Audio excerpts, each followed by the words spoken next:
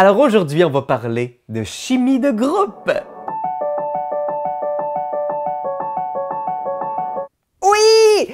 Parce que on me demande souvent, on me parle souvent de problèmes. Des mecs qui ont des problèmes avec leur groupe de joueurs en disant comme « Ah, ça marche pas, mes joueurs s'impliquent pas dans l'histoire, ils veulent pas apprendre les règles, il y a personne qui veut faire du roleplay. Puis, qu'est-ce que je peux faire? » Moi, je pense que tous ces éléments-là ont une réponse commune. C'est tous des symptômes d'un problème un peu plus gros qui est peut-être l'incompatibilité entre le maître et ses joueurs, ou entre certains joueurs. C'est vraiment possible qu'on ne soit pas là pour les mêmes raisons, puis ça serait correct. Hein? Je pense que je vais vous donner quelques trucs aujourd'hui pour vous assurer que votre groupe et vous, vous êtes sur le même beat. Vous cherchez la même chose. Parce que tu sais, la game là, que vous aviez préparée, vous avez travaillé super fort, puis ça a été un méga échec. Il n'y a personne qui a embarqué. Bien, peut-être que ça aurait été la partie de votre vie avec le bon groupe. Le DM est toujours aussi bon que les joueurs qui jouent avec lui. Tu sais, des fois, il y a des gens qui disent que je suis vraiment extraordinaire comme DM. Oui, en partie, mais surtout, j'ai des super bons joueurs qui sont ouverts, qui veulent explorer, qui veulent essayer, qui veulent niaiser. On est sur le même beat, c'est pour ça que ça marche bien. Alors, comment faire pour s'assurer de ça, qu'on est sur le même, au diapason avec notre groupe?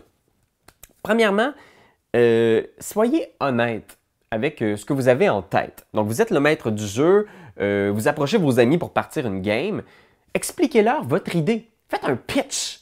Je vais mettre dans la description, moi, ce que je fais, j'écris un petit texte. Alors, vous allez trouver mon pitch pour Anarchie Montréal, qui est une partie de Vampire qu'on vient de commencer avec des amis. Puis je leur explique un peu l'univers, quel genre d'aventure ils vont vivre. Est-ce que ça va être plus du combat, plus du social, de la politique? Comme ça, il n'y a personne qui va arriver en faisant comme « ben moi, je me suis fait un barbare qui porte juste des petites culottes, puis... » Bon, soyons honnêtes, il y a quand même quelqu'un qui va arriver avec ce personnage-là. Là. Mais au moins, on sait quelle est la logique interne du monde proposé par votre maître. Quel genre de personnage on va y trouver. Puis il n'y a personne qui est surpris de « Ah, mais là, mon bar de glamour, il n'y aura pas rapport dans mon exploration de la jungle. » Ben là, tout le monde est au courant, tu sais. Alors, il n'y a pas de mauvaise surprise. Une session 0. Aussi, je ne sais pas si vous avez déjà entendu parler de ça, mais ça, c'est tellement pratique. Une rencontre avec vos joueurs, une session de création de personnages. Alors, tout le monde vient chez vous, vous achetez de la bière ou du kombucha, là, peu importe ce qui vous convient, puis vous jasez des personnages. Qu'est-ce que tu as le goût de faire? Toi? Ah, moi, ça fait longtemps que je veux faire justement un magicien. Là. Comme ça, au moins, vous pouvez échanger des idées. Vous êtes sûr que tout le monde est un peu sur la...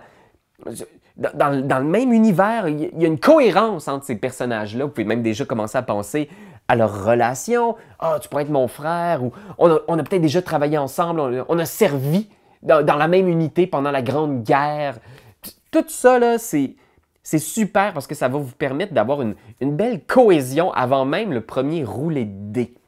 Fait qu'une session 0, là, je la recommande chaudement. Ça va vraiment créer des liens entre toi et tes joueurs avant que ça parte.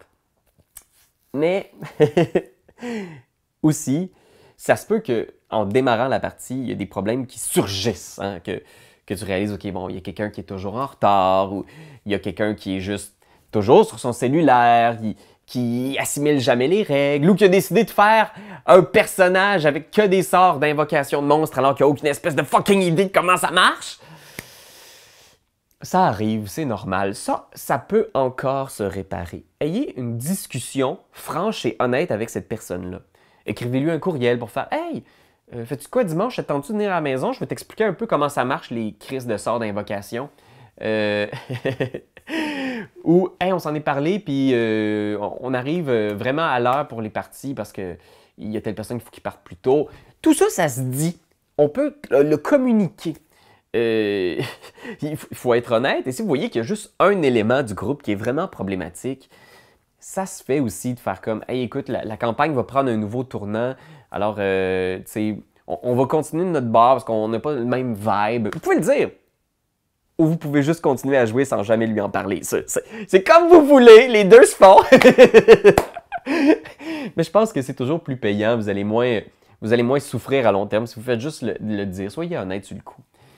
Parce que c'est vrai, ça se peut qu'il y ait juste un problème d'incompatibilité de groupe. Tu sais, si vous voulez vraiment faire du roleplay puis de la politique, puis que votre gang, eux autres, ils ont vraiment juste envie de boire de la bière puis de tuer des oursibous, crème, c'est correct, là. C'est juste, vous voulez pas la même chose. Vous n'êtes pas à la table pour les mêmes raisons. Et à ce moment-là, s'il y a personne qui est game de changer ou d'être un petit peu ouvert à de nouvelles expériences, il faut juste changer de groupe, changer de maître. Puis c'est pas grave, là, tu sais. Je suis sûr que ce groupe-là va trouver un maître qui a le goût de cader de la Laurentide puis de tuer des bugbears, puis c'est vraiment correct. Et là, je vous entends, il y en a qui disent « Oui, mais moi, je viens d'un trou perdu et le groupe que j'ai, c'est le seul disponible. Si je joue pas avec eux, je jouerai pas pantoute. » Je comprends cette situation-là, mais sachez qu'aujourd'hui, hein, avec Fantasy Ground, Roll20, des sites où on peut jouer à Donjons Dragons en ligne, ben, c'est tout un monde de possibilités qui s'ouvre à nous. Hein. Vous pouvez jouer avec des inconnus qui viennent de partout dans le monde. Envoyez un petit message, par exemple, sur des groupes Facebook de jeux de rôle, puis je suis sûr que vous allez trouver rapidement un groupe qui cherche un maître ou un groupe qui leur manque un joueur. Puis vous pouvez même jouer le vendredi matin si ça vous arrange. C'est ça qui est formidable avec Internet, c'est que vous pouvez trouver des gens qui sont peut-être à la recherche du groupe qui vous convient. Vous allez trouver des gens qui veulent être là, qui veulent jouer pour les mêmes raisons que vous. C'est ça qui est important. Qu'on soit tous là pour les mêmes raisons. Alors voilà Internet, c'était mes petits conseils. J'espère que ça t'a aidé. Si tu en as toi-même des conseils sur comment essayer de créer une chimie de groupe, une table agréable, fun, partage-les avec nous, ça va nous faire plaisir de te lire. Puis d'ici là, je te dis bye bye.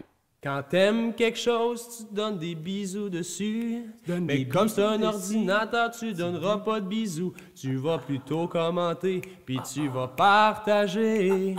Oh oui, partager, partager, partager. C'est la leçon de Jésus!